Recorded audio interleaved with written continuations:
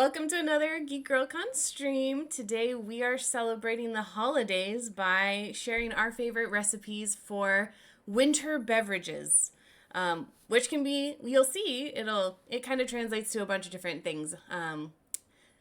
So let's get started with some introductions. My name is Prime, Alyssa Prime, she, her pronouns, and today we're going to be talking, or in our introductions, we're going to list our favorite, like, limited edition or, like, seasonal candy or treat or event or something that happens only at this time of year.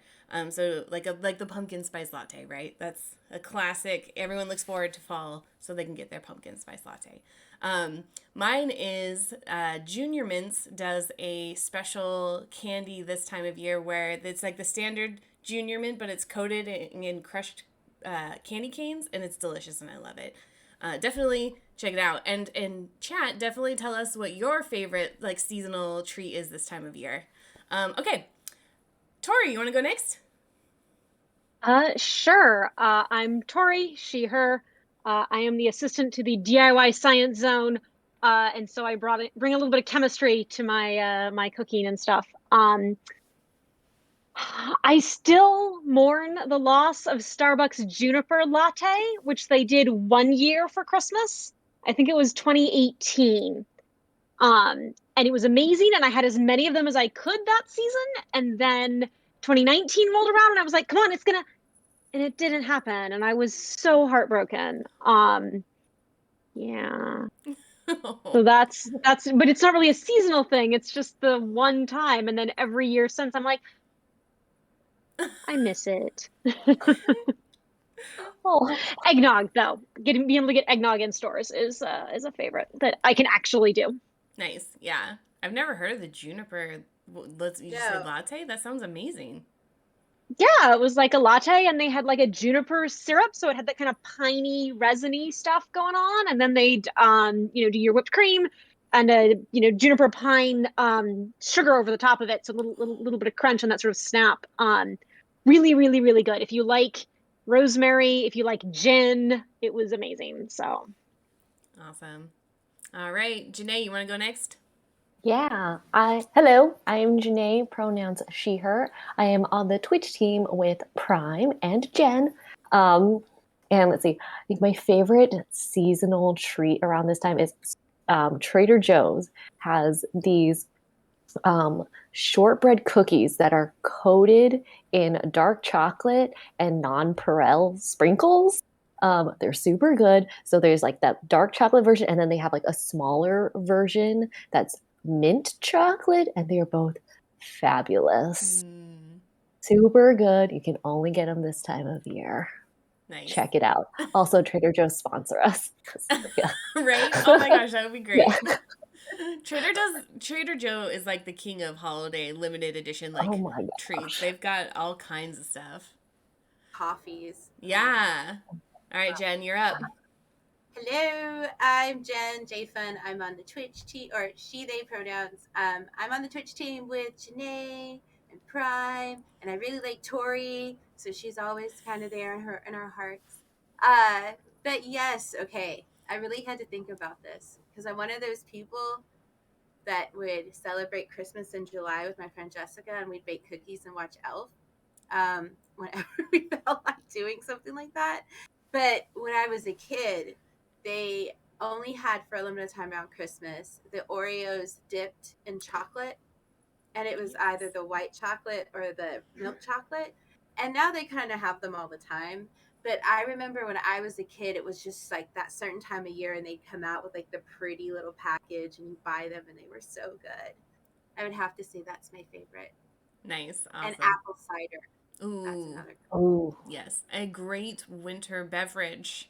Yes. Perfect segue. Perfect segue. So before we jump into the different recipes, we want to talk about what we're drinking today. Yes. All right. Who wants to go first? I can go first. Okay. I am drinking a hot butter beer out of my Baby Yoda mug to match my Baby Yoda hat and my Baby Yoda shirt. I can stand up a little bit more.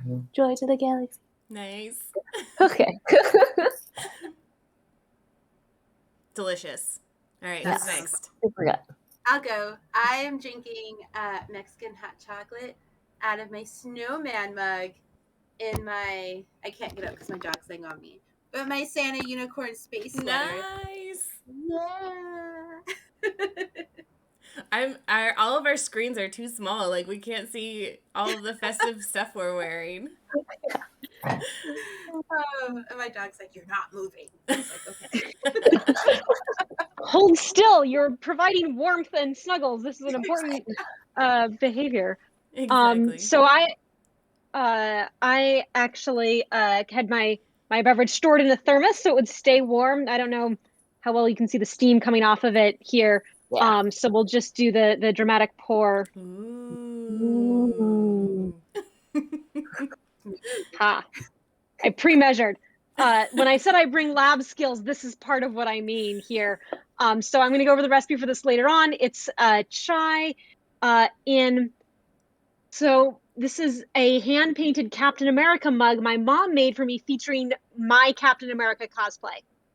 Oh What? my gosh. Cool. Oh my gosh. That's amazing. She date stamped it 2015. I would turn it over, but of course I've just filled it. She signed it. This is from 2015. But she got one of my costume. I had no idea. She just grabbed one of my costume photos, right? I put them up on my Instagram or my Facebook or wherever. And then she went and like, this is the actual font. It's probably played backwards for you. At least my camera's showing me backwards. But it's the actual font off the first issues of Captain America comics from the 1940s. Like she went and found it, and it does that color stripe, and she painted that for me, of my cosplay. Yeah. Wow. Oh my So I have Shout out to Tori's chocolate. mom. Yeah, creativity just runs in your family. Right? She got all the visual art skills. Like I do the fabric, the sewing, which she taught me, but like the drawing and the painting, like that's all her and my grandfather on that side. Like that's not me. I don't do that. Mm. Awesome. But yeah. All right. I feel kind of lazy, but I am just drinking hot chocolate from a mix, but it is a cafe mocha buttered rum mix. What? It's just a little bit fancier than your standard hot chocolate. Mixed it in with some soy milk, and it's in my little women in gaming mug. And you can't really see either of the things that I'm wearing, but I've got some little antlers on that have bells. I don't know if you can hear that. The bells. Okay. You'll probably just hear them throughout this stream randomly. And then I'm wearing, let's see if my headphones will work, Merry Christmas, you filthy hobbitses shirt. Yes! Where did you get that? I think I just got it off Amazon, honestly. I need to have that mug. Yeah. That's amazing. I love it. Yes. All right. Shield of Apollo says that my favorite seasonal drink is peppermint hot chocolate, mostly because I can't have a lot of seasonal things because I'm allergic to cinnamon. Oh. Yeah, it's a cinnamon heavy season for sure. Yeah. Peppermint anything this time of year too, but just like fabulous. I love it. I know it's kind of controversial, but Controversial. yeah, like some people don't like chocolate and mint mixed together. Oh. I think it's a classic combination. I know, right? It's like mint chocolate chip ice cream was so popular. Chocolate chip ice cream is really Yeah. good. It's so good. I like cinnamon. Junior I like mints? snickerdoodles. Oh, Junior I don't mints. really like chocolate chips, but I will take the chips out of the cookie and eat it. Oh, So yeah. snickerdoodles Oh. are like I like cinnamon toast crunch. So my heart is breaking for Shield of Apollo. You could just bake chocolate. You could make Toll House cookies and just not put the chocolate chips in. I do that too. Oh, yeah. You do? Oh, good. I don't know what you're talking about baking cookies. My Yeah. my cookies stay raw. So for Halloween, I totally forgot I got this. Sorry to go off track, guys, but it comes in full circle. I bought a cookie cutter. And the whole point was like Halloween, coffin, skeleton, it's going to be great. Well, it didn't come in until after Thanksgiving. Oh. So now I need to think of ways to make coffin Christmas cookies. Let's Because do I the really- Nightmare Before Christmas themed. There you go. Just rock the Jack Skellington all the way through. all the way through. It's just like I meant to do this. Here comes the Santa Claus, Santa Claus. Yes, this is what's this? A cookie, a coffin-shaped cookie. Like Disneyland decorates all the way from September through like January with Halloween, like Night Before Christmas stuff. Like the Haunted Mansion is just Night Before Christmas all the way, both Halloween and Christmas seasons. I guess this is kind of like seasonal, but like I don't know if you guys can see my tattoo because it's upside down. But it's Contort your zeros body. Yeah. and then two ghosties with hearts, Oh. and then it's Snoopy and Woodstock from my grandma. But yeah, I love Nightmare Before Christmas. All right, well, should we get into some recipes? Ooh, let's do it. All right. I'm So excited. it's Janae, it sounds like you're currently drinking what you're going to teach us how to make. Is that right? Yes. Do you want to get us started? Okay. Well, I can just talk you through the recipe. Perfect. So it's pretty simple. I was actually like pretty surprised at how easy it was. So you can do this on the stovetop and in the microwave. I did it both ways because my microwave scares me a little bit. So I used my stove the second time. So we just heat up a little bit of milk and some brown sugar and butter, which I mean, I guess makes sense for butter beer. But like I was caught unawares. I thought like the butter part of butter beer was from butterscotch. Same. Anyway, yeah. So there's like you heat up a little bit of butter with some milk and brown sugar, and you whisk it all up until the milk gets like hot enough that it frosts. But if you're doing it on the stove, just make sure you keep an eye on it the entire time, because if you blink like a second too long, the milk can like overflow and it'll be a disaster. So just be aware of that. It came this close to my milk overflowing today. I had to like grab it with one hand while I was trying to close the dishwasher with like my ankle and get everything off. So I know that pain. Yeah, it happens so fast and like so unexpectedly too. So you heat up all of that, and then you add a little bit of butterscotch topping, just like what you put on like an ice cream sundae, and then a little bit of cream soda, and you still like heat it all up and you mix it all in, and that's it. Very easy. The warm soda thing also threw me off. Yeah. Does it stay bubbly? It gets a little foamy, and that's like all it really does. But I think it's nice and warm and comforting. And when I drink it, I like to put whipped cream and like some more of the butterscotch topping on top. And you mix it all in, and it's. I think after going to Universal Studios and trying every single form of butter beer, this is the best one. Really? Yeah, I think it's hot butter beer, and then the frozen one, and then the cold one, and then like the ice cream, and then the potted cream. Although I did not try the fudge. But So wait, of all the beverage versions of butter beer, this one's the best. Gotcha. Okay. So is this the official recipe from Universal? I'm not sure if it's like the official one, because I've seen some other versions that put in like ginger and a little bit of cayenne to give it like that extra spice. But I think this one tastes pretty similar to the one at the parks at Universal. Nice. Super good. Yeah. The only one I had at Universal was the iced one because it was like 100 degrees and 1,000,000,000% humidity. There's no way I was drinking something hot.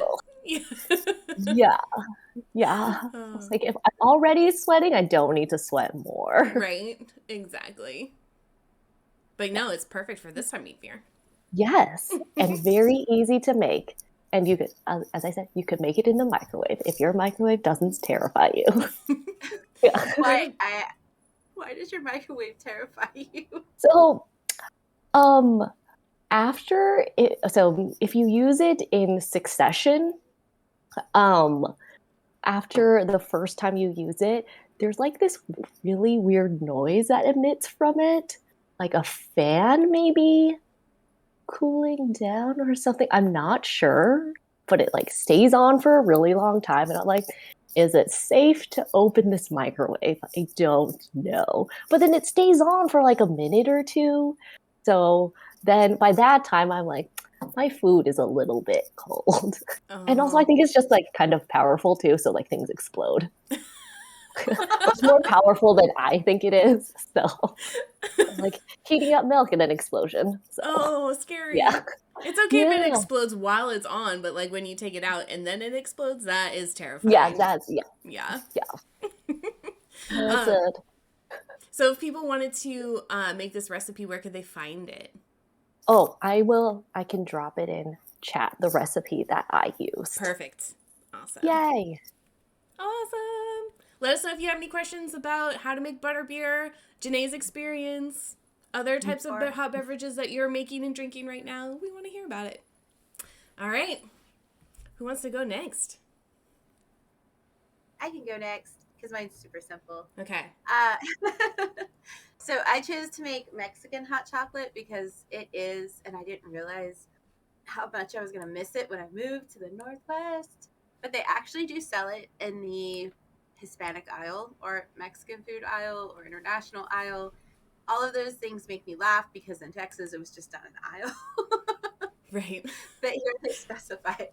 So you go down one of those under any of those names and you get the abuelitas little hot chocolate. And it comes in like a chocolate disc and it's about an inch thick and it's like baking chocolate. So you don't eat the bar. When I was a child, I ate the bar. Don't eat the bar. Don't ever eat the bar. And you put it in, I use half and half and milk. If you want, I've used almond milk, but I guess like maybe it doesn't pick up the chocolate part as much as regular milk. So I mix those two together. Sometimes I'll add rum. Sometimes you can add vanilla schnapps, whatever you feel like it. And you let it boil. And then I add extra cinnamon and cayenne pepper because that's what makes it Mexican chocolate is cayenne pepper and the cinnamon, where regular hot chocolate doesn't have those. And then you pour it in a mug. I put Cool Whip on it, and then you drink it, and you feel super happy. Should we go? So we have actually a demonstration of this one. Should we go ahead and roll the video? Yeah, sure. All right. Roll the video. Here we go.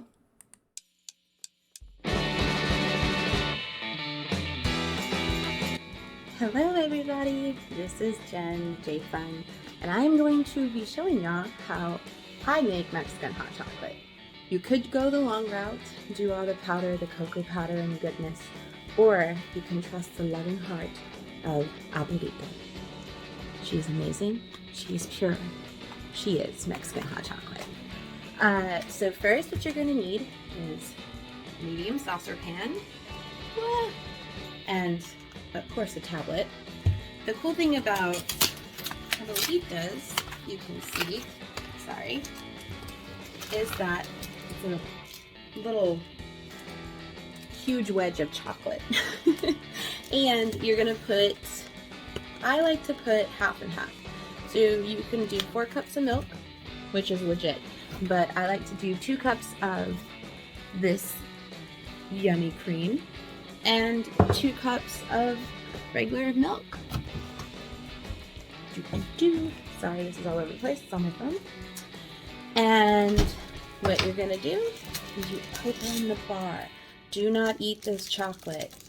Do not eat this chocolate. This chocolate, ignore those dishes, is not made for being eaten. You don't want to eat it. It's gross. Take the baking chocolate. You put the baking chocolate in the pan. You take the half and half.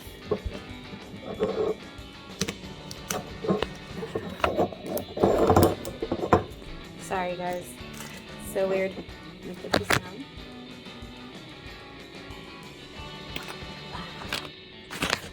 Alright, I'm left-handed, so I need to do this. You take the half and half, you pour in about 2 cups. I don't measure.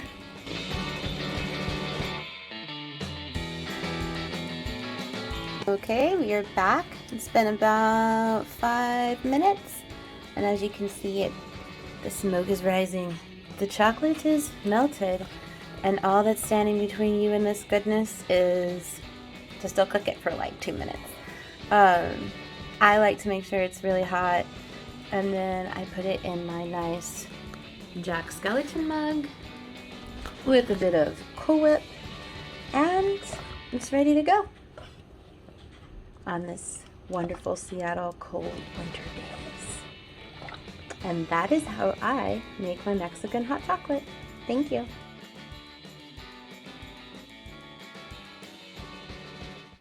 All right, we're back. That's how you make Mexican hot chocolate. Nice, I like that. So while we were rolling the video, we were chatting amongst ourselves, and we talked about a different brand of Mexican hot chocolate that is available at least in U.S. markets some places. You want to chat a little bit about that, either Tori or Jen? Tori. Sure. So I grew up in Colorado, which has a reasonable, Mexican Southwest influence, although we are part of the Rocky Mountain West. And so I would get Ibarra, which is Ibarra. So it's a different, packaging stuff. It's like yellow with red, but the same kind of thing where it's a brick and you cut off a couple wedges. And they recommend, like, I've actually seen it where same thing, dissolve it in the hot milk, and then you can put it in the blender to really froth that milk up really nice. It cools it down, so it's not quite as great. But I bet if you had one of those like little like milk frother steamer what's-its-is, so you just get a big, not bubbles per se, but you get a bunch of froth going on in there, I bet that would be really good. That sounds amazing. They have that as a milkshake. It's like a hot chocolate. Oh, So good. That would be delicious. Nice. I know. It was like, I just want all the milk. So Jen, if we wanted to make it a little bit spicier, like you talked about, how much cayenne pepper would you add? Don't measure. It's like that's right. You said that. But I feel mean, it. just feel it out. Your ancestors will thank you later or really hate you. No, I'm kidding. Maybe start slow and build up in case it's too spicy. Yes, exactly. I honestly, I guess it would kind of like, I'm all shaking to figure it out. Probably about 2 tablespoons of cayenne. Or 2 teaspoons. tablespoons? That seems like a lot. Teaspoons are the little ones, right? Yeah, teaspoons. Yeah. Okay. Like sometimes I only put like a tablespoon in my entire chili. Yeah, right? Yeah. If you do 2 tablespoons and you have a terrible reaction, don't come at us. Teaspoons. Sorry. To taste. Yeah. I made tortilla soup tonight, and I put 2 tablespoons of cayenne because I like it spicy. So I'm like, like 2 tablespoons. It's just that, yeah. But it's really good. I always add more cinnamon, and the Cool Whip I feel like adds that extra froth of like creamy, so it's really yummy. Yeah, I don't know too many people who use Cool Whip. I personally Really? love it. I think it's delicious, but I feel like everyone uses whipped cream up here. If you get Cool Whip and mix it with Nutella, it's amazing. You put it on waffles. What? Ooh. How It's to get like a poor person's mousse. Exactly. I'm sorry, that's probably not okay to say, but I need it. It sounds delicious. Yeah. I know exactly because I am on that end. No, it is. It's so good. I do all kinds of stuff with the Cool Whip. That's Mixed great. with everything. Yeah, it's really amazing. I love it. Awesome.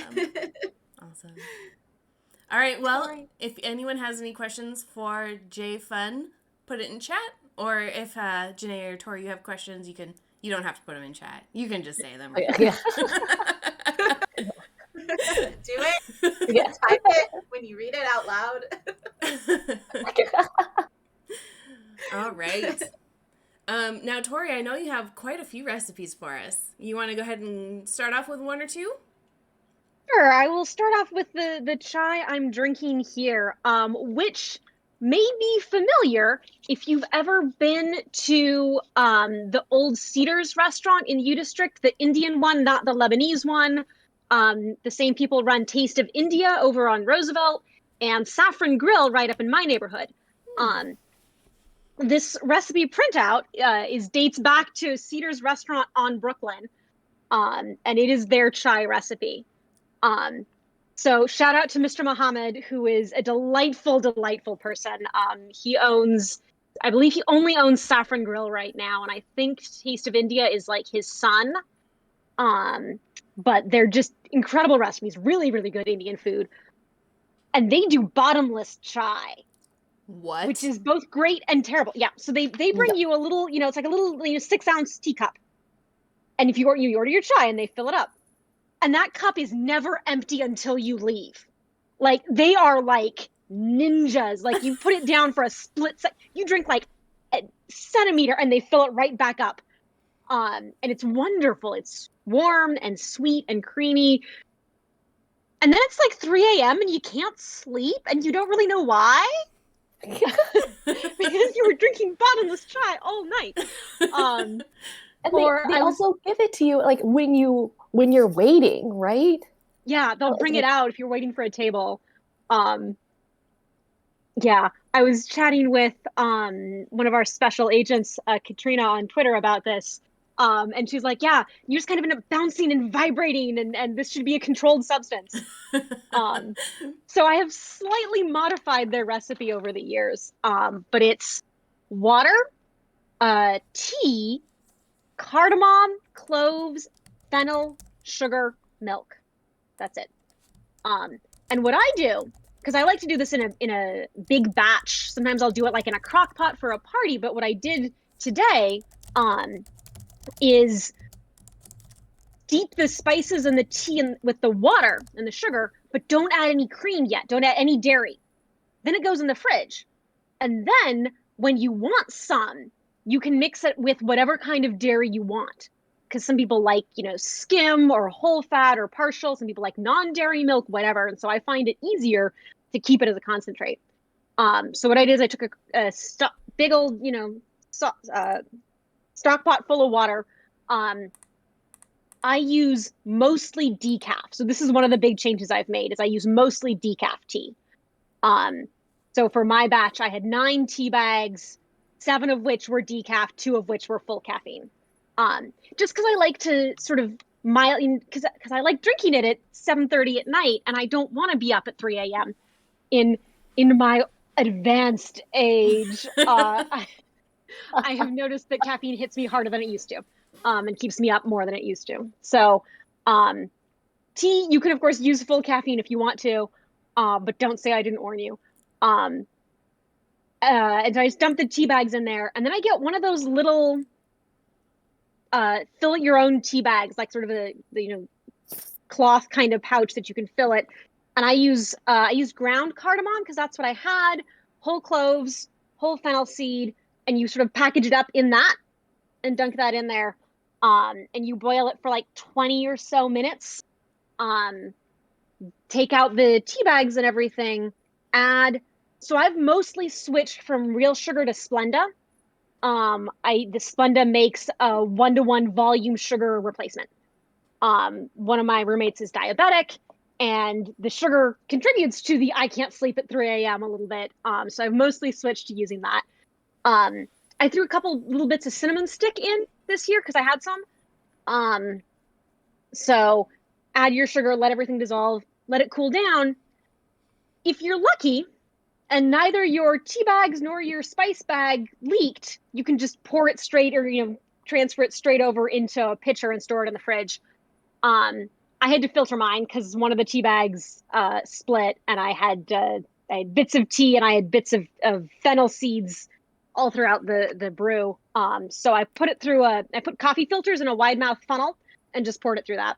I had to change the filter a few times. But it was very my chem lab skills, which was great. I actually at one point said to myself, are you a practicing laboratory organic chemist or not?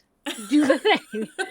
I haven't been able to be in, I was in grad school, but I got my master's degree in 2009.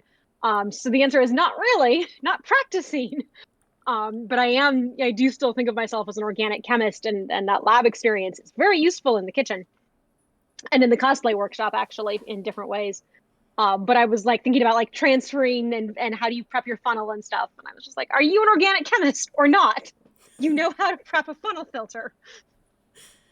Yeah, and so then when so I did that earlier today, and I put it all in the fridge, and then so I filled my mug with it's about a 1-to-1 concentrate to dairy ratio, roughly. Depends on how creamy you want it. But I filled my mug with the concentrate. I put in a little, like a splash or two of heavy cream because we had it, and filled it the rest of the way up with milk. Put that in the saucepan, brought that up to a boil, and then I put that back in my thermos. So I knew it would fit in the mug because I'd measured it in the mug, and then I transferred it. Because that's my other secret of chem lab skills. When you're pouring out of something like my thermos that doesn't have a lip, and you don't want it to like dribble down the side, confident, just go for it. Just because if you try and get surface tension will take it right back, and then you'll have drips coming off the back end. But if you just suddenly commit and just pour all of it out, it'll just all go and it won't run down the sides. That's a good tip. That is a great tip. Yeah. Especially for hot beverages. Yeah, I am that person who goes, just kidding. So the other thing, I was going to demonstrate it, but I didn't need to. The other thing is if you pour down something. So this is my my lightsaber chopstick because I am that nerd. So if you got your liquid, pour it so that the liquid touches your chopstick, spoon handle, fork, whatever, long skinny thing, and you point the end of the skinny thing into your mug. Because then the liquid, surface tension will make the liquid stick to here and sort of follow it down into wherever it's going. So that's the other advice. If you only want to pour a little bit, you can just use that, and then you might still get a couple drips on the outside, but not nearly as much. So that's my my second piece of advice. Dang. Who knew we were going to get... Well, we should have known we were going to get a little bit of a science lesson with Tori here. You can't avoid it around me, I am afraid. It is my default. We love it. Now my kitchen is going to thank me. Like, oh, you're not going to spill anything else. Right? Yeah. You just saved some, first degree burns. I know. I hope so. You really don't want to waste any of that beverage. Now you get to save it. Also, exactly. Very true. Mm-hmm. Yeah. So I don't have an online version of this recipe that I can link to people, unfortunately, because it's literally just this print off with, you can see my series of notes over time as I tried to scale up or down or whatever, which are also, to be fair, written in, there's some chem lab jargon here that, again, it makes sense to me, in which rather than saying, remove from the heat, I just wrote subtract delta, because in chem lab you use a little Greek triangle delta to represent heat. So that's me. I don't unfortunately have a good way of sharing this, but if people want to message, you can reach out to me on Twitter. The same handle that I was using in the stream chat, Tereshkova 2001. I'll be happy to share it. Awesome. But it's also modified to taste. So tea, cardamom, cloves, fennel, sugar, milk. Where did you find that recipe originally? This actually, I didn't get it. My roommates, Vixie and Fish, asked him for it. They just asked the restaurant for the chai recipe, and they're they handed them the printout. That's amazing. Really official. Clearly they do this. It's got the, again, it's got the old restaurant handle on there and everything. Yeah. So they're used to it. Yeah. So you just go ask. Is it a black tea? Or can you kind of play with a white tea or a green tea? Actually, I don't think green tea would be very good. But. So this calls for orange pekoe tea, which is a black tea. Okay. It's not orange flavored despite being called orange pekoe. But you certainly can play around with it. I have sometimes used market spice. Oh, yeah. Which is sort of a spiced, there's a lot of cinnamon and stuff in that. Um, if you wanted to try a spiced green tea, like a green tea chai, you could try it, but I think you'd have to start from scratch and sort of build a flavor profile based around what goes well with your green tea, which could Yeah. be totally fun. Like, I'm not saying don't do it. I don't know if this would work or not. It's an experiment. Time for science. Yeah. Trader Joe's has this maple espresso tea during the holidays that I wonder if that would be good with this. Because, I mean, you've got like the maple sort of spice, and it's a black tea. I don't know. I would try it with like 1 tea bag's worth, like a small batch, just in case it's weird. Because it could be amazing and it could be weird. And I would hate to have done a big batch and be excited and then have it be like, I can't drink any of this. This I do not like. I was doing that once for, I was making cocktails, like I was developing a cocktail recipe. And I wanted to find a good recipe that I could replicate. But I also didn't want to waste a lot of expensive alcohol or get really drunk trying to make it. So I was making like half teaspoons and little teaspoons, making tiny little like 1-sip mixture batches. I got a recipe I really liked eventually, but it was kind of hilarious for a while. Oh, that's awesome. Mm. All right. Tori, do you want to keep going, or do you want to take a break for another video, or? Oh, somebody else can, or if you want to roll my other video, you can, but I pass the torch to whoever else has something to share. Okay, I only have just the hot chocolate bombs, so I will go ahead and roll that video here. So just to give folks a little bit of context, last year I learned how to make hot chocolate bombs, and I decided that I needed to make like custom ones for each of my different family members. So this is just a really short video on, the process of making them and decorating them and all of that. So yeah, here we go. Let's roll the next video.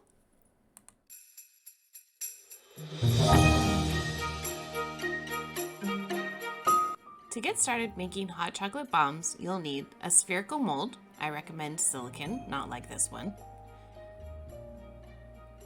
Chocolate chips of any variety. Your favorite hot cocoa mix. Marshmallows. Cupcake liners. And some fun, preferably edible, decorations for the outside. Start out by microwaving your chocolate in 30-second intervals.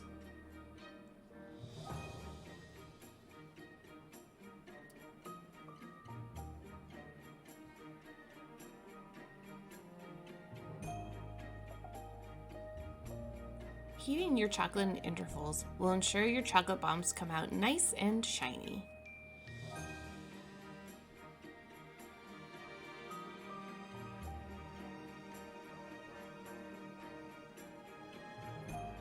Once the chocolate is just barely melted, give it a good stir until smooth. Spoon a big glob of chocolate into the base of your mold and spread the chocolate all the way to the edges.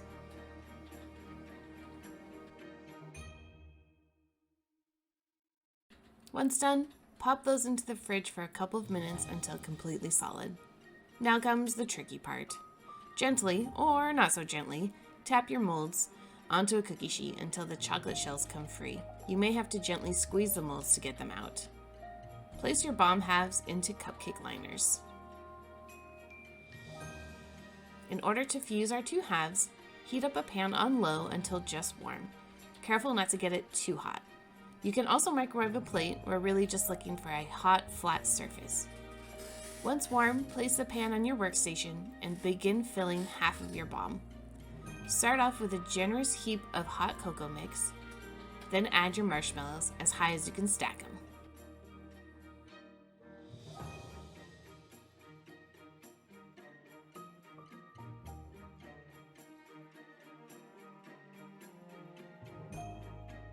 Carefully place the top half onto the hot pan until the edges have just melted. Place on top of your filled half and make sure all the edges match up to create a beautiful scene.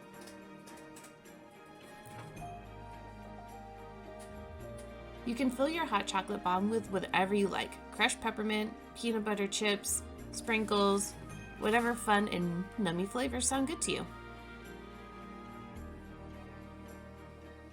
Once your hot chocolate bombs have cooled, it's time to decorate the outside. I've melted some white chocolate and put it into a sandwich bag as a makeshift piping bag to add some fancy drizzly bits. So fancy. A healthy dash of sprinkles.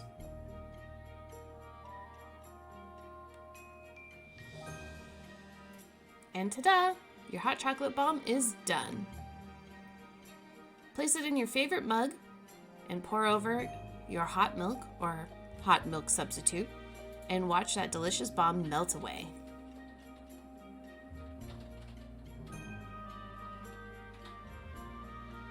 Mmm.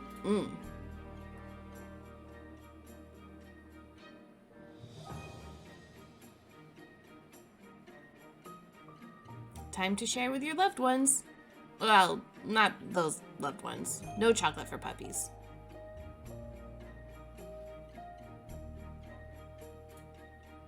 Delicious and perfect for a cozy day at home.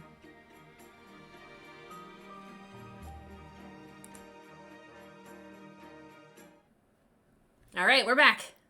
So that's hot chocolate bombs. Easy, right? Yeah. They look amazing. Yeah. Oh, I love it when the like little ball opened up and all the little marshmallows popped up to say hi. I was Right? Like, oh my god. Yeah, it's so cool. It's like an explosion of deliciousness. Yeah. Last year, so like I was saying, you can use whatever chocolate you want to make it. So you can use white chocolate. Last year I did like a peanut butter chocolate one and used peanut butter chips to make the outside. You can put edible glitter in there, like I saw in chat. You can put marshmallows. You can put like sprinkles and more chocolate chips, like whatever you want. You can kind of personalize them however. And they're not that hard to make, right? Yeah, I was honestly like, I love your nail polish. I love the ingredients. I love that you melted this. Like, I love your dogs. Your husband looked good. Like, it's fine. I had to like prompt him. I'm like, smile or something, and he's just like, do something. Dangle like a hot chocolate ball in front of his face. Yeah. So I ended up making a couple actually, and it's funny because there was one downstairs still, and I got a text from him while I was working today. He's like, "Hey, can I have the other hot chocolate bomb?" And he gave me 7 seconds to respond before he just ate it. Like Alex last night with the hot chocolate, he was like, "Yank." I was like, "Okay." I didn't get a chance to film it finished. And yeah, you can make them like a couple of days ahead of time. They keep really well. All of the ingredients that I used are like, you know, pretty non-perishable, so they'll last for a while. The chocolate will dry out eventually, but if you keep it in Tupperware or something, it should last at least till Christmas for sure. I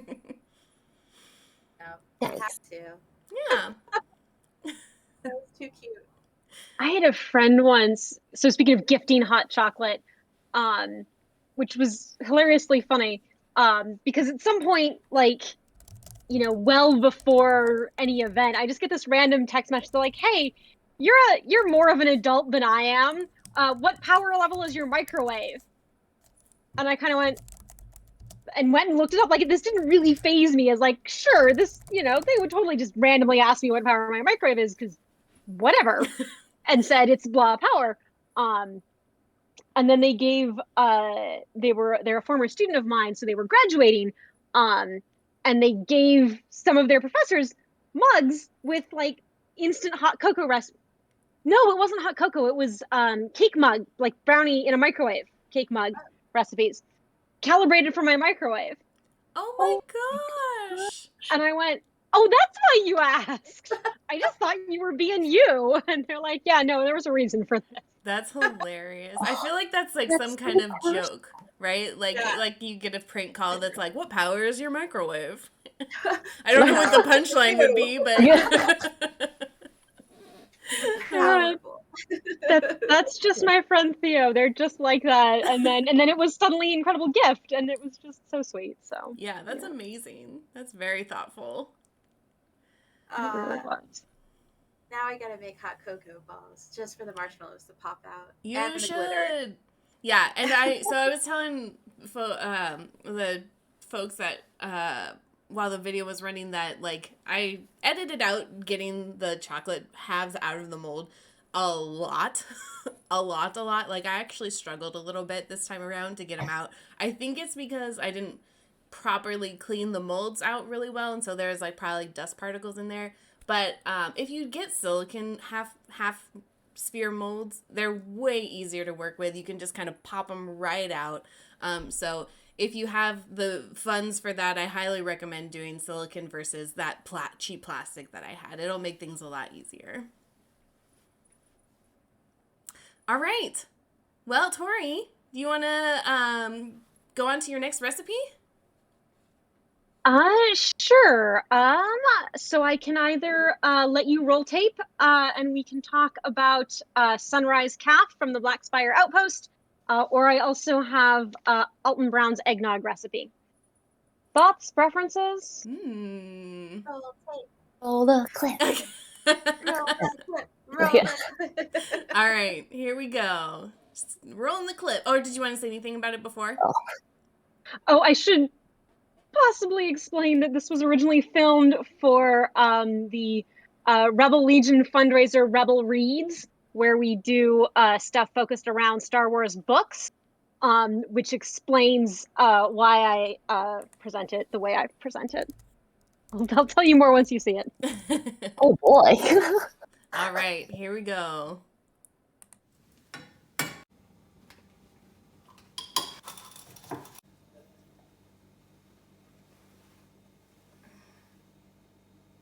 The resistance runs on calf, you know.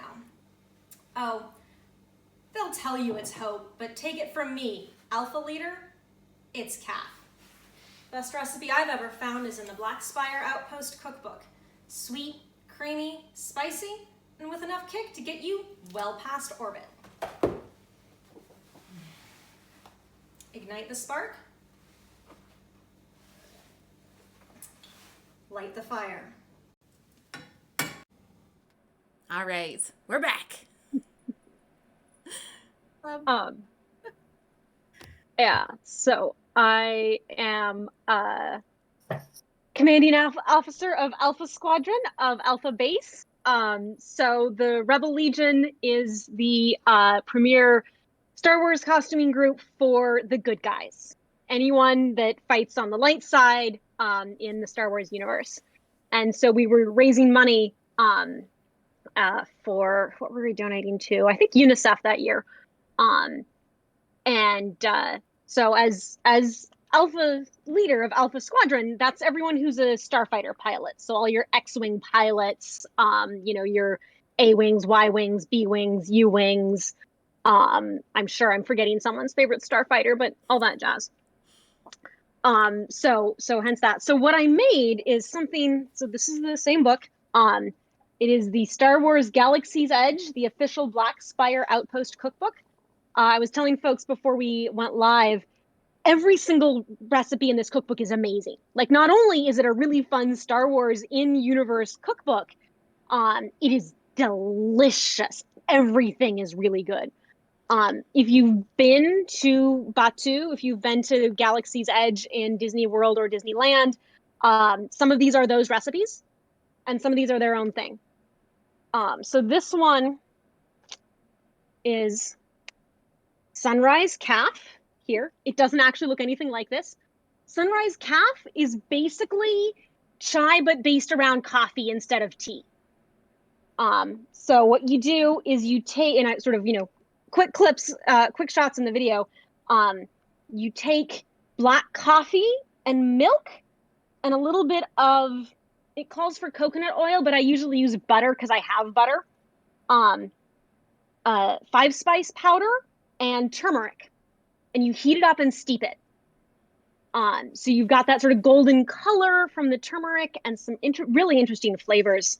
And I've been sort of experimenting. You can see it's been in a kitchen, shall we say, with adding a little bit, even a little more savory, push it with a little bit of cumin, paprika, stuff like that, a little more ginger. And you steep your spices with the coffee. And then separately, you take some whipping cream and some turmeric and you shake it up like in a jar or something. So you don't quite like whip it, but you shake it so the cream thickens. Then you add brown sugar to your coffee or whatever, but brown sugar has a really nice flavor. You put it in a mug and then you pour this thickened turmeric cream over the top of it. And it's really, really good. Like I said, it's not the same flavors as chai, but it's that sort of concept of like a spiced, warm, cozy beverage with a lot of dairy added to it. And it's really, really good.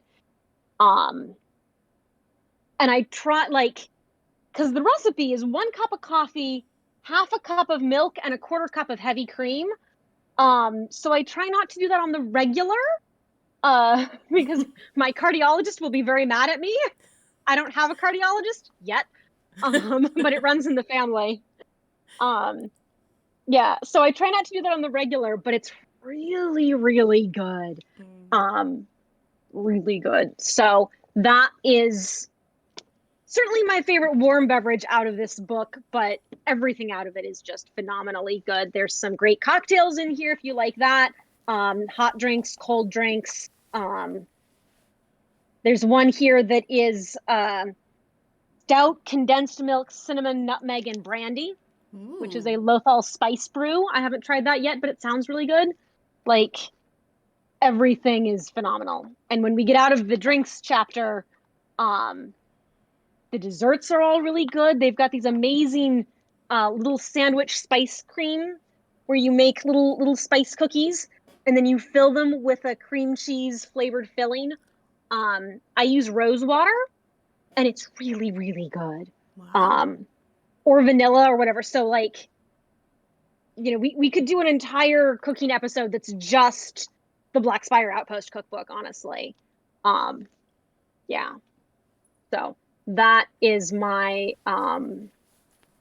that's my little video there, as Flask of Alpha Squadron, which is my call sign. Officially, my call sign is Flask because I am an organic chemist. Oh, I get it. Naturally. Yeah. Could Jen and Prime use Cool Whip instead of whipping cream? Probably. If Thanks I don't like Cool Whip, but me. I'm not judging y'all. I just don't like it. Fair. Totally fair. I love the idea of using that cookbook for a potential another like cooking stream like we did we're doing right now, or like we did in September. Yeah, I volunteer to host and organize that. Like you do the tech part and I'll do the cooking part. Yes. I'll do the eating part. Right. Hey. I know that was kind of the sad thing about the Hobbit one, is that we only got to eat our own meal. It'd be really cool to like come together and try them all out. I will say, whenever we did the bartending ones, and I was bartending and I had to taste every drink, that wasn't really. Good point. Because I was like, I gotta finish it or I'm gonna waste it. Okay.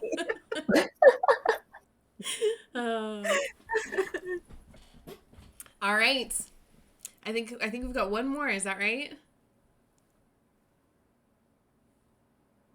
Yeah, I've got another one. I don't know if y'all have other ones. Nope. I just had hot chocolate bombs. That's all. I lost track of who we were doing, or who had what. Together again, you can see that I keep all of these things in my kitchen, and they have interesting grease stains, and it's a sign that it's been loved. So in the before times, my house would host a big solstice party. We'd have like 20 people come over, and I do a big spread because I love cooking for people. Like that's one of the things that I do to sort of, I take care of you. I make you food. I learned it from my mom, who, at least some of that, she got from her grandmother, and sort of this, everyone must have all the food because grandma grew up in the Great Depression. So it's always a big spread at our solstice parties. Um, and one of the things that I outsourced to my roommate is the eggnog. I stole his pieces of paper. I'll give him back. But this is Alton Brown's eggnog recipe here. So you can find it on the Food Network website. The Food Network has a bunch of Alton Brown recipes. They're great. They are almost always very foolproof. This is real eggnog, which is to say it does contain eggs. You can pasteurize eggs. So, you sort of gently heat them so they don't really cook, but they pasteurize, but they're going to kill off whatever salmonella could be present. It's not that big a risk with modern factory farms. I don't know how much of a risk it is if you have local chickens or whatever. Do your research on that one. But there's also a lot of bourbon in this recipe. So that might help, to be fair. That kills all the germs. Exactly. All the bad stuff. Self-sanitizing. Yeah.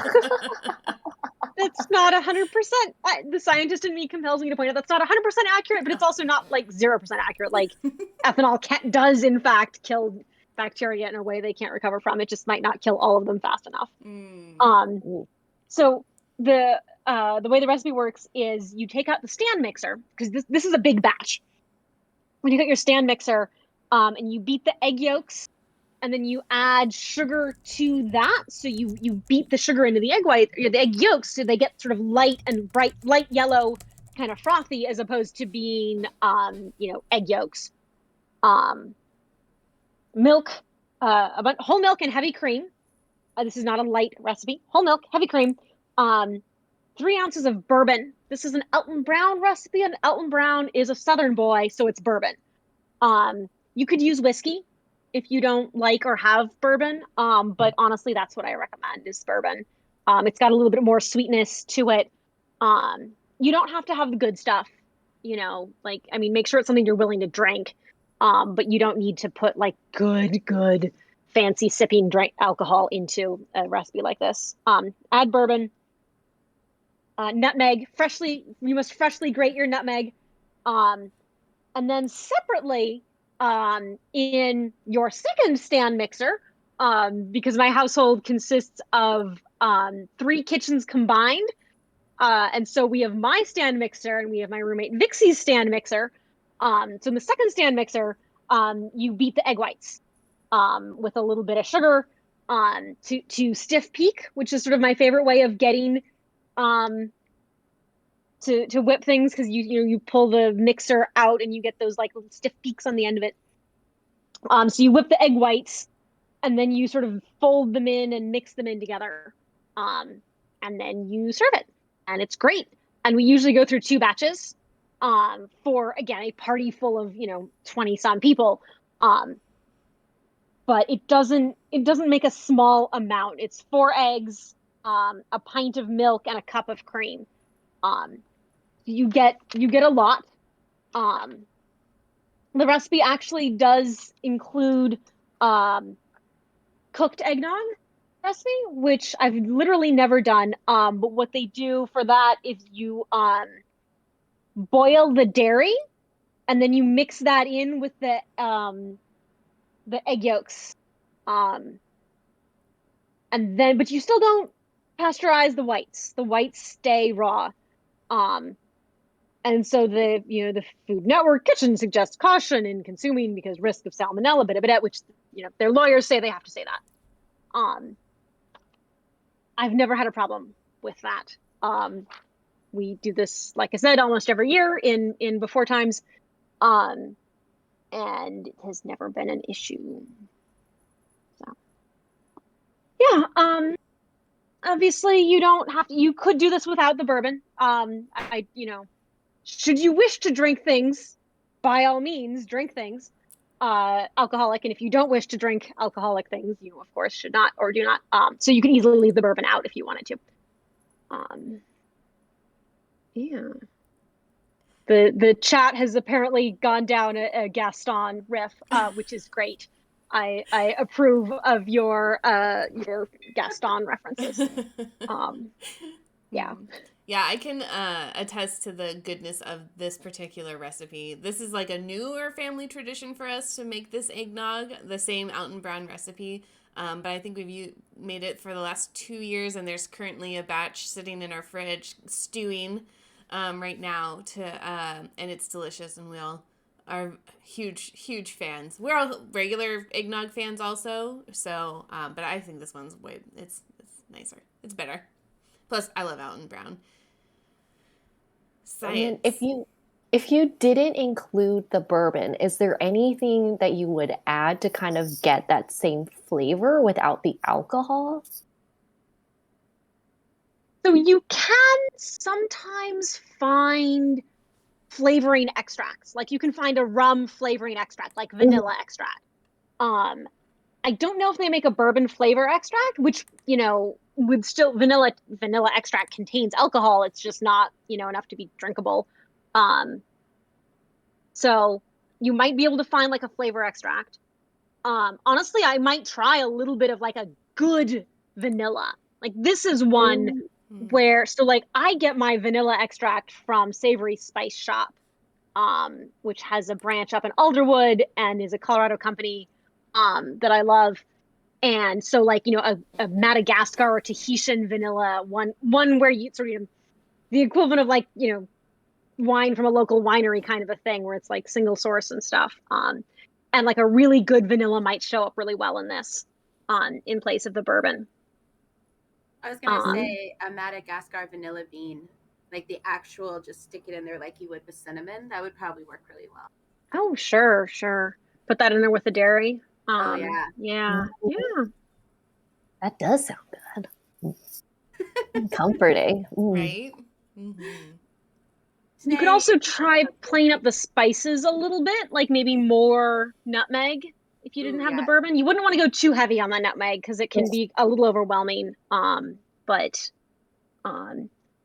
you could try, experiment with like cinnamon maybe a little or something.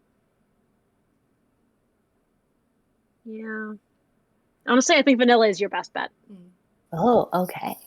Good to know. It's what I would try first. Let's put it that way. Yeah. Awesome. Well, I think we've given folks lots of options for their winter beverage of choice. Yeah, I guess we'll wrap things up. Coming up next on Thursday, we're going to have our last stream of the year. We're doing a Hogfather celebration and a discussion about all things Discworld and Terry Pratchett. It's going to be a lot of fun. Definitely show up. It'll be on Thursday at 7 p.m. Pacific time, just like always, right back here at GeekGirlCon. Let's see who we should raid, shall we? Ooh, yeah. I think I saw Dark Shichi, who is a friend of the con, who has been on this channel to offer amazing insights. So let's go ahead and raid Dark Shichi. Make sure to send all of our Geek Girl Con love and support her way. Let me go ahead and initiate this. I'm always a little bit bad at this. Okay. Readying the raid. And then I think it'll tell me that I can actually go. Hopefully it won't just end abruptly. Okay, we're ready. Thanks everybody for watching. We'll see you soon. Okay.